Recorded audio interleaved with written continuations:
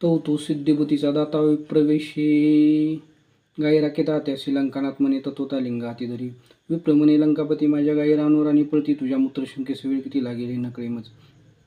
रावण म्हणे लागता क्षण येतो मूत्रशंका करून. विप्र म्हणे 3 वेळ बाहीन नयेशी तरी लिंग टाकीन भूमीवरी. अवश्य म्हणे लंकापती लिंग देत विप्राच्या हाती. दूर जाऊन एकांत क्षिती लघुशंकेस बसला. अगाध गजमुखाची चरित्र तो साक्षात अवतरला इंद्रियावर. शिव उपासना करावी पवित्र झाला पुत्र शंभूचा. असो रावणाशी मूत्राचे पूर लोटले सामर्थ्य अनिवार्य. एक घटिका लुटताई बवक्र हाक पुढील गरजुनी. माझ्या गायी गेल्या दुरी आपले लिंग हे करी. रावण बोलीची निर्धार हस्ते संगीता म्हणे. दुसरी घटिका झाली पूर्ण हाक फोडी गजाने. योग घटिका झाल्या 3 कदापि रावण उठीचे. जसे पाखंडी याचे कुंमत न सरीचे वारिता पंडित तसे रावणाचे मूत्र न सरीस सत्य. पुन्हा एकंदत हाकफोडी राक्षस आपले लिंग सांभाळे म्हणून ठेवले बहुमंडळी अक्षस स्थापले कदाकाळी. ब्रह्मतिका उपटेना पृथ्वी सहित अभंग एकची झाले दिव्यलिंग. रावण 10वी गाशोच्या पविद कोदवरी. लिंग उपटिता डळमळी कुंभिनी. महाबळी दशमुख पाय उपटुनी. परिणा उपटील दया लागून अखंड भंग झाली. गुप्त झाला गजानन गायी पृथ्वीत जाय ती लपून. रावणे की गायीचा कर्ण धावून धरला. तोही न उपडे तयाला मग तेथेच केले लिंगपूजन. गोकर्ण महाशिव महेश्वर तेथून नामदान पडिले. रावण माता तेथे येऊन ते नित्य करी शिवपूजन. आदिलिंग हे जाणून करी अर्चन सुरूशी. रावण कुंभकर्ण विभीषण तेथेच करती अनुष्ठान. त्याच्या बळी करून देव जिंकिली रावणी. मयासूर मंदोदरी आणि शक्ती देता झाला रावणापती. लक्ष पुत्र नातुगंती 6 लक्ष जायचे. इंद्रजित ऐसा पुत्र अष्ट दक्षा शोक्षणी सेना भार. जे तिच्या अनुष्ठानी अपार रावण पातला संपत्ती. गौतम म्हणे राजोत्तम ऐसा गोकर्णीचा थोर महिना. वै वर्णन न शक्य मग वावरमा तिथे आम्हातून झाले. मिथिलेश्वराच्या ऐकाने आम्ही येत असता त्वरित अद्भुत एक वरतील तुझकाने कथा त्याची सांगतो. एक वृक्षण्य वृद्ध विशाळ त्या खाली आम्ही बसलो सगळतो. एक चांडाळी नाभंगळ अति अपवित्र देखील.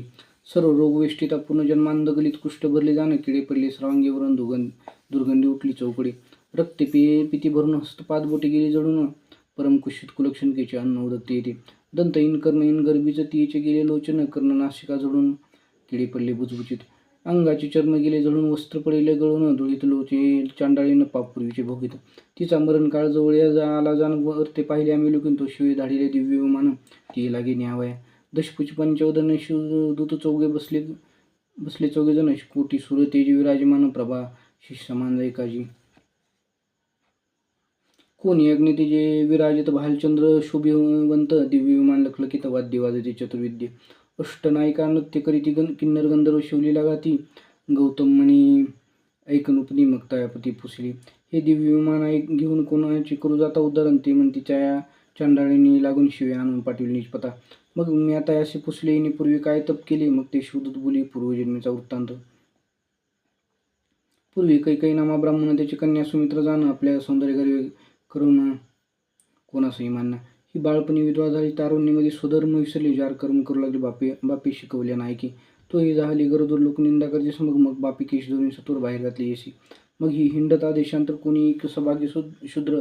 त्याने ती स्त्री करून सत्वर समग्र द्रव्य ओपिले.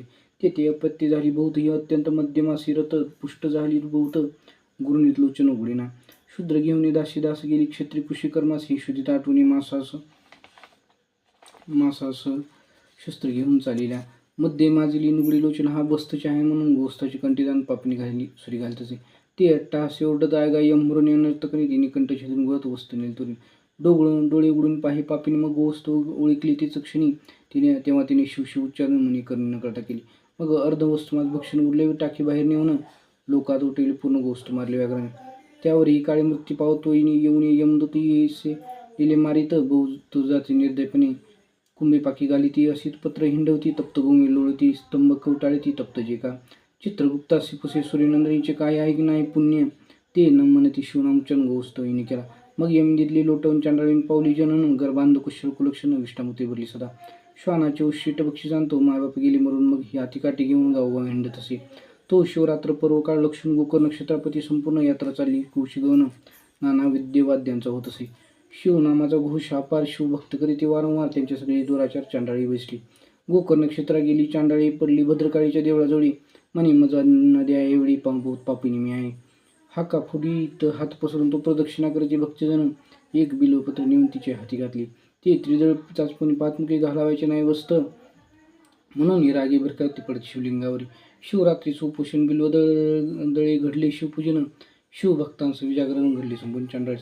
शिवनामी घरची जण ही करीत तसेचे स्मरण, ती वडाखाली येऊन पडली आहे चांडाळी. ऐसा तिचा पूर्ववृत्तांत शिवगणी सांगितलं समजतं. मग दिव्य देही पाहून बैसत शिवमान तेव्हा आपले पूर्वक्रम आठवण करू लागली शिवस्वरण. मग शिवगणी येऊन शिवपदी स्थापली. गौतम म्हणे ऐक राया सादर तू गोकर्णापती जाईस तर शिवरात्री पार्वती परमेश्वर ती दळी करून अर्चिका. ऐसे बोलणे गौतम मुनी गेला जनकाच्या याला घेऊन कल्पाशमात ती क्षणी गोकर्ण क्षेत्री पातला. शिवरात्री दिव्यलिंग मित्र सराय पूजली सांग, अंतरी सप्रेमान राघू मारंग संतोषला. ब्रह्महत्येचे पातक विशेष जाऊन राव झाला निर्दोष, तू कैलासून आदिपुरुष पाठविते विमान. विमानी बैसले शिवगण परम तेजस्वी दैदिप्यमान, अनंत विजांचे रस पिळून मृत्यू तिला वाटते. अनंत वाद्य गरजते एक वेळा तिने रंगस्वरंग दाटला, दिवसुमनांच्या माळा वर्षतीवरून उंधारक. मित्र स दिव्य देह पाहून झाला दशपुष्पांचानंद, इंद्रचंद्राधिपती ओलांडून नेला मिरवत शिवपदा.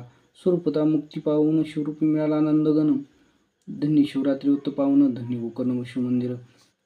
गौतम ऋषी परमधन्य त्यांनी इतिहास सांगितला पावन, धन्य श्रोते तुम्ही सज्जन शिवनी सादर बैसला. मानस सरोवर वेष्टीत मराळ जैसे विराजित, की निदानाभूती समस्त साधक जैसे बैसती.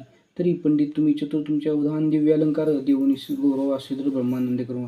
सिद्ध मातट विलास ब्रह्मानंद आदी पुरुषा सिद्ध वदा कैलास विलासा कथारस वदवी पुढे. शिवलीला अमृत गंध पचस्कंद पुरात ब्रह्मोत्तर गंध परिसोत सज्जन खंड तृतीयाध्याय गोडा.